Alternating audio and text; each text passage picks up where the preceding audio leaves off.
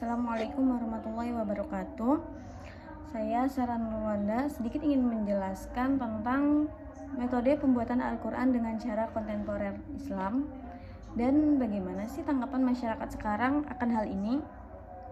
Nah teman-teman, di sini bagi para pemikir Muslim, beliau beranggapan bahwa umat-umat Muslim sudah jauh dari kata Al-Quran. Umat Muslim sudah jauh dari kehidupan sehari-harinya. Al-Quran itu sudah jauh dari kehidupan sehari-harinya sendiri. Mengapa hal ini bisa terjadi? Hal ini bisa terjadi karena Al-Quran dianggap hukum-hukum syariat saja, tidak tercantum dalam dirinya, tidak ada dalam dirinya. Al-Quran tidak ada dalam dirinya. Nah, juga ada faktor lain yang mempengaruhi ini. Salah satunya faktor media sosial, di mana media sosial ini sangat berpengaruh pada kehidupan kita, terutama generasi-generasi muda sekarang. Kenapa saya katakan media sosial? Karena menurut saya media sosial lah yang dapat berkembang dengan pesat. Karena di dalam media sosial kita bisa tahu berbagai berita-berita yang ada. Bagaimana berita zaman sekarang, berita zaman dahulu, dan berita yang akan datang, bahkan yang belum terjadi pun bisa jadi mereka sudah tahu. Nah, disitulah yang dianggap bahwasanya itulah faktor yang dianggap bahwa umat Muslim sudah jauh dari Al-Quran. Para pemikir ulama khawatir akan generasi-generasi muda selanjutnya. Bagaimana generasi muda selanjutnya? Apakah generasi Islam semakin berkembang? Itulah yang mereka khawatirkan.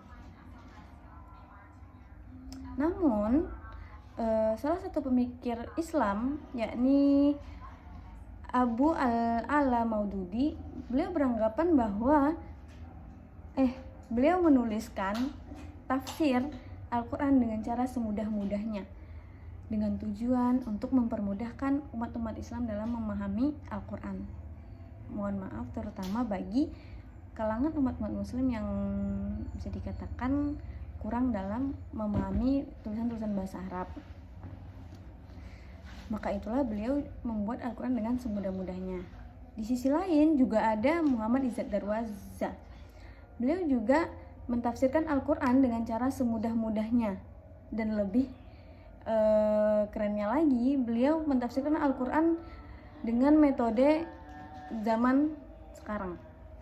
Ya, tujuannya sama, untuk mempermudah umat Muslim untuk membaca Al-Quran. Yang kedua ada membatasi konsep wahyu. Nah, membatasi konsep wahyu ini terbagi menjadi dua, yakni dalam usul fikih konsep wahyu terbagi menjadi dua, yakni yang dibacakan dan yang tidak dibacakan. Yang dibacakan yakni Al-Quran, dan yang tidak dibacakan ialah hadis. Meskipun Al-Quran memiliki kedudukan yang lebih tinggi, namun bagi pemikir Islam atau para ulama seperti Al-Ghazali, beliau beranggapan bahwa Al-Quran dan hadis sama-sama wahyu dari Tuhan. Namun Al-Quran memang yang langsung dikatakan dari Tuhan, sedangkan hadis hanya perkataan Nabi saja yang berasal dari inspirasi Tuhan.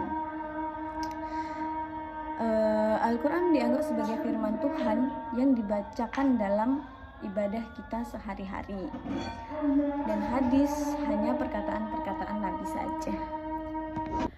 Selanjutnya, bagaimana sih menurut masyarakat zaman sekarang akan membuat Al-Quran dapat diakses dengan kontemporer Muslim? Menurut masyarakat zaman sekarang cenderung lebih memiliki berbagai macam tanggapan. Namun yang lebih umumnya atau yang lebih spesifiknya, mereka beranggapan bahwa hal ini terjadi karena adanya kemajuan teknologi. Nah, kemajuan teknologi ini yang membuat Al-Quran dapat diakses dimanapun dan kapanpun saja. Kembali ke topik awal tadi, pembahasan awal, yang saya katakan bahwa contoh dari faktor-faktor perubahan perkembangan zaman, yakni media sosial.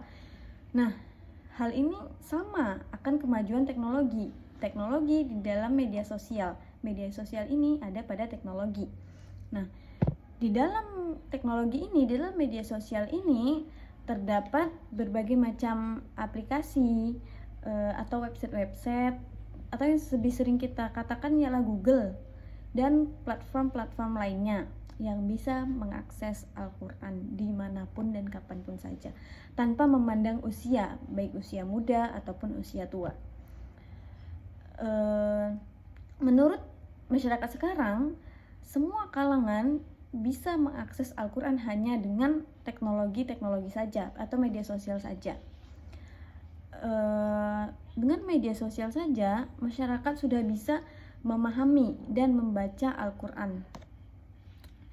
Di dalam aplikasi-aplikasi ini atau di dalam media sosial ini sudah ada yang namanya aplikasi terjemahan. Nah, disitulah masyarakat sekarang yang mohon maaf, yang bahkan kurang dalam membaca Al-Quran pun bisa membaca Al-Quran karena adanya bantuan dari aplikasi terjemahan ini. Nah, aplikasi terjemahan ini yang membuat tulisan bahasa Arab bisa berubah dalam menjadi bahasa Latin karena dengan aplikasi terjemah saja. Selanjutnya juga ada aplikasi tajwid. Selanjutnya yakni peran sosial media dan globalisasi. Kini Al-Quran dapat dibagikan dan dibahas dalam skala global.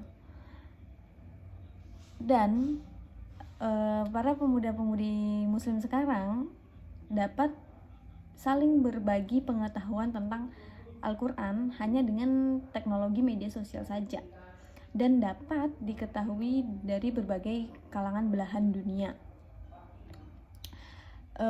Globalisasi inilah yang membantu akan memperkaya pemahaman Al-Quran secara relevan dalam konteks internasional, meskipun tetap berpegang pada nilai-nilai agama. Hal inilah yang mencerminkan keinginan untuk menyeimbangkan antara tradisi dan modernitas. Mungkin hanya ini materi yang dapat saya sampaikan.